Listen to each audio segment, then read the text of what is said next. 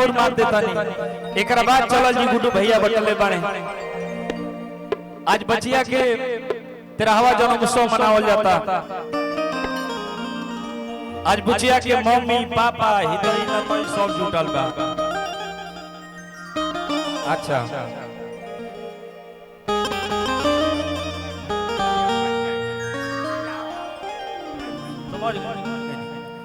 हीरामन भैया पलिया पंचायत के पैक्स अध्यक्ष भैया के तरफ से बहुत बहुत पुरस्कार बा, अभिनंदन बा, स्वागत बा, बहुत ही प्यारा पुरस्कार बा। आज हमनी के सभे लोग माई बहन भौजाई भी जुटल बनिए से कहे के पड़ता। सोहर गावल जाई।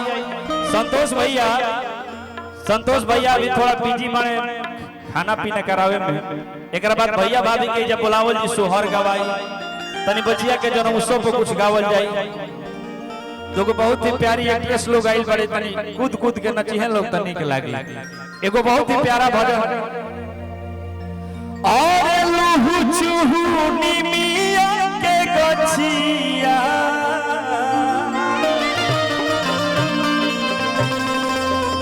ए जी झुलू मरत बाहिलो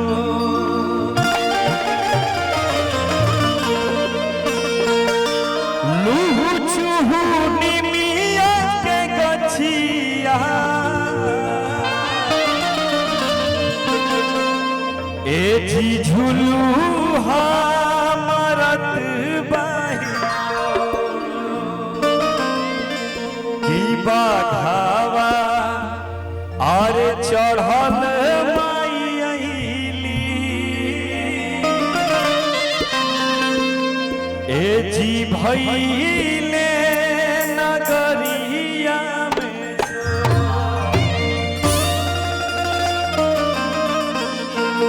उपेंद्र भैया अरे जिया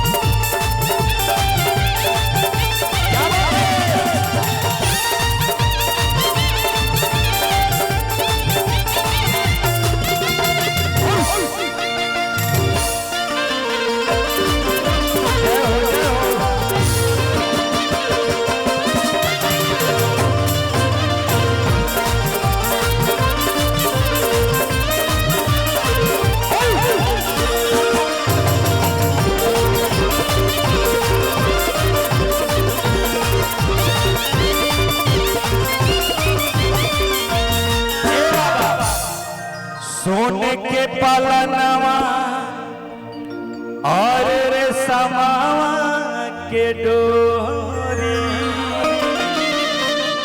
ए बाबा अरे झूलत झूलनवा बाड़ी